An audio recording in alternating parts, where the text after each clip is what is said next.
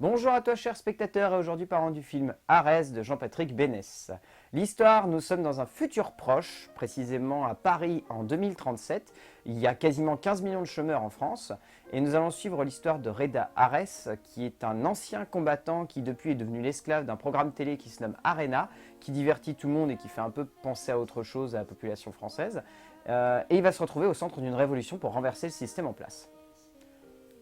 C'est assez compliqué en fait de résumer le film parce que vu qu'il est assez court et qu'il dure qu'1h20, il ne faut pas que je vous en dise trop et il faut que je vous en dise assez pour que voilà, vous ayez un peu le contexte. Alors il était attendu ce film-là parce qu'il n'y a plus beaucoup de films de genre qui ont le droit à une grosse distribution dans les salles actuellement en France.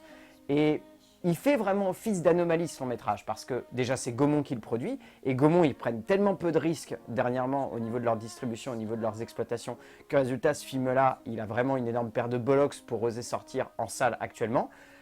Et surtout c'est un film de SF et il n'y a plus beaucoup de films de SF qui sont ambitieux en France. Et en soi, Arès, avec son postulat de base, avait quand même tout pour nous attirer en salle et nous demander, entre guillemets, de réfléchir à ce que le cinéma français pouvait proposer dans son cinéma de genre. Et ça fait plaisir parce que le film est vraiment intéressant et passionnant en soi. Mais il a plein de petites erreurs et ça fait chier parce que voilà, il va encore pas marcher, ce genre de film va encore pas marcher en salle et on va encore avoir des problèmes parce que le cinéma de genre français va pas être assez mis en avant et malgré quelques idées, voilà, ça suffit pas et ça marchera pas. Le scénario est signé par Jean-Patrick Bénesse et Alan Mauduit. Le scénario, en fait, son plus gros défaut, c'est justement son postulat de base. Son postulat de base est tellement représentatif en fait de tout le film que le film n'arrive pas à dépasser son concept. On a un concept qui est vraiment intéressant. Un futur proche, à Paris, nouvelle ville avec le plus grand nombre de chômeurs du monde. La France y fait partie du tiers-monde, 15 millions de chômeurs. C'est vraiment intéressant parce que ça montre un espèce de retournement.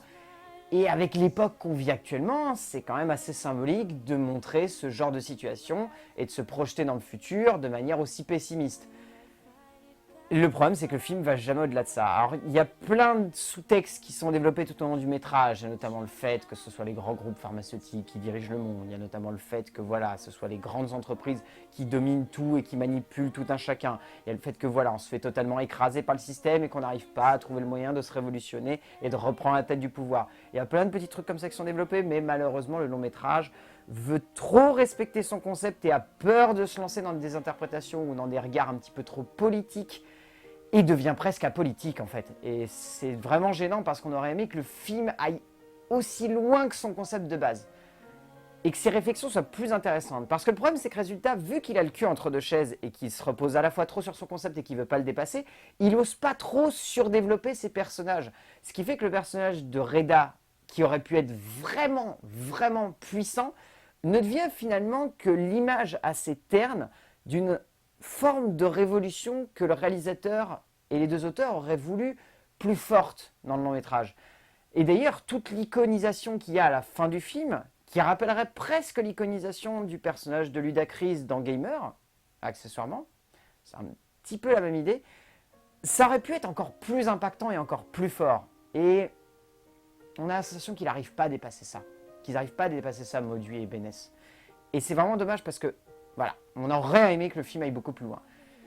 Jean-Patrick Bénesse, alors pour le coup, lui, il surprend assez dans sa manière de mettre en scène le film. Il y a un petit côté, un petit espèce de mix entre du Luc Besson et du Zack Snyder dans la manière de concevoir sa scénographie qui est assez intéressante. Alors Besson, c'est plus pour le côté cinquième élément, qui est clairement présent dans le long métrage.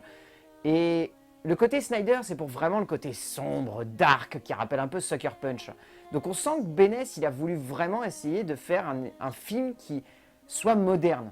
Et aujourd'hui, c'est tellement rare dans le cinéma de genre français de voir des films modernes que ça surprend assez. Alors le problème, c'est qu'on sent qu'il y a un énorme problème de budget. C'est que, voilà, il y a des moments où les séquences, on sent qu'elles ont beaucoup plus d'ambition et que le budget ne suit pas derrière. Et on sent surtout, dans cette espèce de sensation, que le film est enfermé. Le film se passe dans des petites pièces qui se suivent. Il y a rarement des plans très larges en extérieur. Il y en a quelques-uns. Mais la plupart du temps, on a la sensation que Bénesse savait que son film ne pourrait pas être à l'ambition de sa démesure graphique et que résultat, il a voulu enfermer son long métrage dans une série de pièces pour éviter justement que le budget soit trop lourd ou que ça soit trop compliqué à faire. Et là, on touche au point le plus grave de ce film. Ce film a de l'ambition, mais elle est complètement freinée par un système de production qui a peur de mettre en avant des métrages comme ça. Et là, c'est carrément un message qu'il faut envoyer aux distributeurs et aux producteurs. Osez.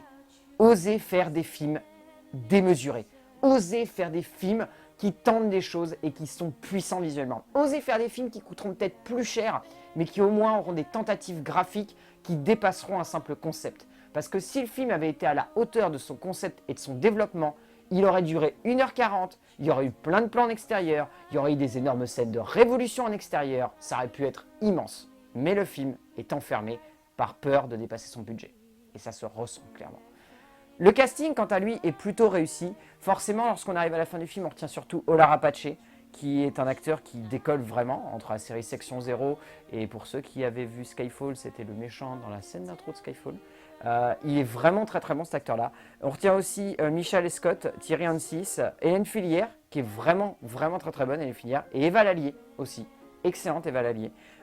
Louido de Lanquesing, alors lui c'est très compliqué comme nom, qui dirige le groupe d'Onevia, le grand groupe pharmaceutique méchant dans le film, est plutôt bon lui aussi, il a vraiment une bonne gueule, mais c'est Olar Apache qu'on retient à la fin du film. Ce mec-là a une dégaine et une carrure, il prend tout l'écran et il ne le lâche pas dès qu'il arrive devant l'écran. C'est hallucinant, mais ce mec-là a un charisme de dingue.